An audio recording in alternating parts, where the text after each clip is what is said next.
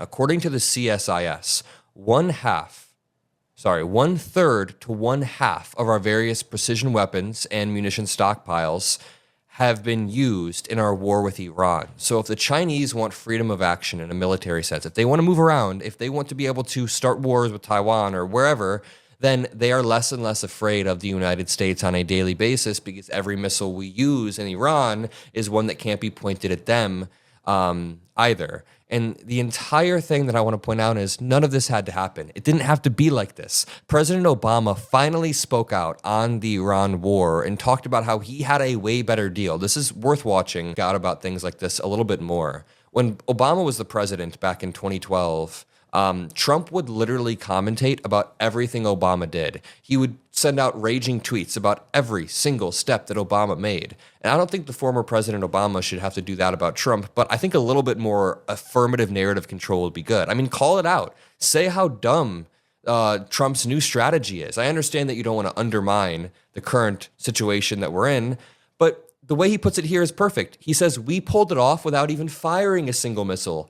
And the reality is now we are depleting our missile stockpiles as Xi Jinping is running laps around our president. Watch. We pulled it off without firing.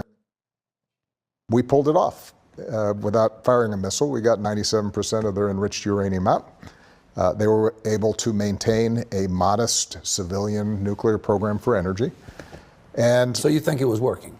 Well, it's not only did I think it was working, even Israeli intelligence thought it was working.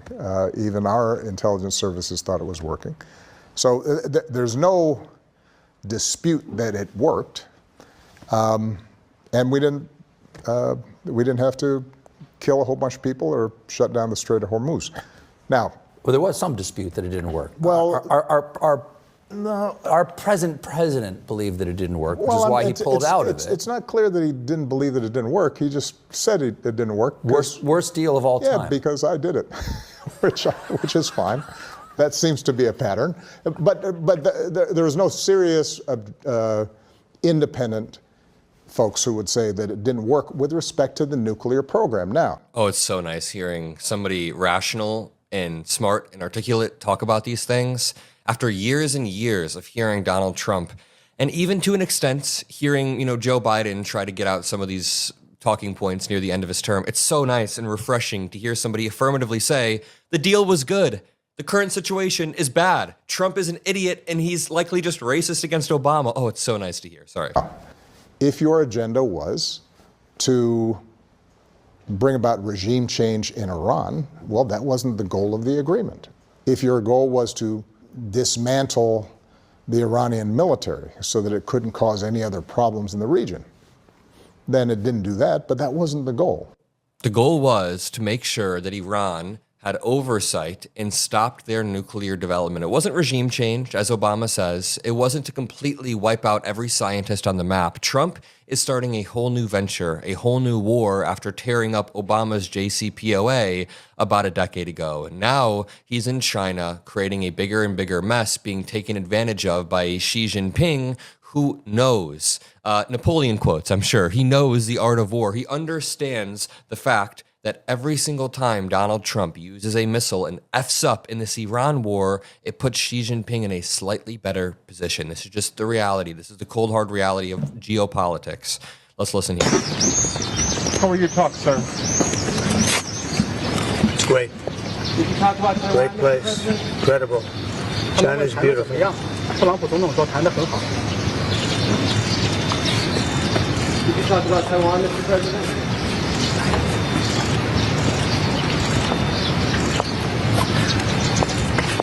Very peculiar vibe right here that we'll get into in just 1 minute. But we then got news that the Chinese Foreign Ministry spokesperson Mao Ning posted that Xi Jinping warned Donald Trump during their meeting. So, their spokesperson, Mao Ning, posted that Xi Jinping warned Donald Trump during the meeting that Taiwan is the most important issue in U.S.-China relations and that mishandling it could lead to, quote, clashes and even conflicts, putting the entire relationship in great jeopardy. Let's read what the spokesperson said in particular. President Xi stressed to President Trump that the Taiwan question is the most important issue in China-U.S. relations. So this is China immediately setting their narrative on what happened. Who knows how long Taiwan was talked for? It could have been a passing comment. It could have been a full conversation. But they are now immediately trying to plant the narrative that, Xi Jinping did not back down and made it clear. If it is handled properly, the bilateral relationship will enjoy overall stability. Otherwise, the two countries will have clashes and even conflicts, putting the entire relationship in great jeopardy. Taiwan independence and even cross-strait peace are as irreconcilable as fire and water. Wow, okay, so they don't want an independent Taiwan at all. Safeguarding peace and stability across the Taiwan Strait is the biggest common denominator between China and the U.S. I mean, dude, that is incredibly, incredibly firm and assertive. They are saying that there will be war. If we try to protect Taiwan in any military manner, there will be war, and we likely would. Again, we're rather ambiguous on what exactly we would do, but Taiwan is very, very important. Continuing here, when you see this meeting between Xi and Trump that I just played, CNN analysts were saying that Trump seems uncharacteristically restrained and quiet. Usually he's quite loud and freewheeling, but he was really quiet during this. It could have been because of the Taiwan chat they had, or because he knows that he's the guest here. Listen. Let's listen in, they're Betsy. standing Let's there listen in. preparing to pose for a photo here. Let's listen in. Can you talk about Taiwan, Mr. President?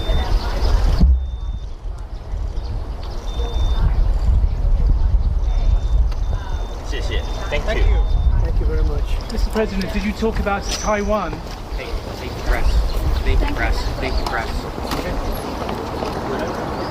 You think that was killing him not to say something? In that scenario, he's trying to show some respect. Just an uncharacteristically restrained President Trump there. Usually would have something to say on that subject, many others. And we've seen him be quite freewheeling in his public appearances, even in the last week, going off script regularly. But really, in that situation, making clear that he understands he is Xi's guest here. Or just not wanting to talk about it. Yep, just not wanting to talk about it.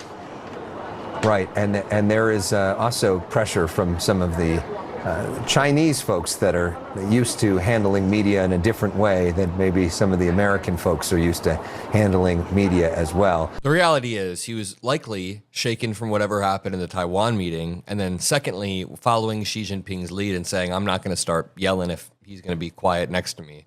Here's Trump immediately during their open press conference talking about how he was super impressed by the children that were greeting him as we watched earlier. Let's take a listen to this. Well, President Xi, I want to thank you very much. First of all, that was an honor like few have ever seen before. And I think I was particularly impressed by those children. They were happy. They were beautiful. Bro, you got to just stop. He's got to stop. The military is obvious. It couldn't be better, but those children were amazing, and they represent Oh my God, he went back to the children. so much. And I know they represent so much to you. Okay. One final thing I want to show you. I can't even believe this. It's an account called MAGA Voice. Let me zoom in on this Twitter account. MAGA Voice, Donald Trump won, proud patriot, pro Elon Musk, 1.4 million followers. Wow, okay. All right, so MAGA Voice posts, breaking. President Xi stuns the room by saying to Trump, we should be partners, not rivals. I never in a million years would have thought Xi would say something like that. The deep state is shaking right now. Okay, spoiler alert, you guys are now the deep state. You are now absolutely glazing Beijing, China, and Xi Jinping because he said nice words that he's been saying for a decade. I mean, the spoiler alert here is Xi Jinping has been saying this for a while. China wants to be more economically interconnected with the United States, but there are very real problems with their, human rights abuses of Uyghur Muslims, of the fact that they rip off our IP, the fact that they want to invade Taiwan. There's a lot of genuine concerns that we have here between, China's sort of authoritarian model and our model, but the economic intersection of these countries isn't new. It's not new whatsoever. The deep state is not shaking. MAGA will just be pro-Russia or pro-China just as quickly as they're anti-Russia or anti-China. They've spent years calling the Democratic Party like an arm of the CCP, saying we're part of communist China. But the second that Xi Jinping says something nice, they say the deep state is shaking. You are the deep state. Overall, this has been yet another fruitless meeting for the United States. Donald Trump has done a series of grandiose meetings with world leaders since he's taken office, from yelling at Zelensky in the Oval, to welcoming Putin on a red carpet, to flying over to China to talk to Xi in Beijing. And for all of this, he's gotten us nothing. For all of this, he's put the world into a worse place, put the United States in a worse place, and all he's been focused on is relentlessly and ruthlessly enriching himself at the expense of the American people. It's turning into a zero-sum game where every single policy decision Donald Trump makes seems to directly harm us, or spike inflation, or spike gas prices, or take away our insurance. Every single foreign trip that Donald Trump is taking is no longer to the benefit of us. He's not trying to reshore manufacturing and cut a deal with Xi Jinping. He didn't even assert himself in any manner. It seems like he got bitched around and got slapped around about Taiwan and then left with nothing. Maybe she bought some Boeing jets or whatever, but that was already a deal that was in place. I'm going to leave it there. If you guys appreciate these videos, make sure you subscribe.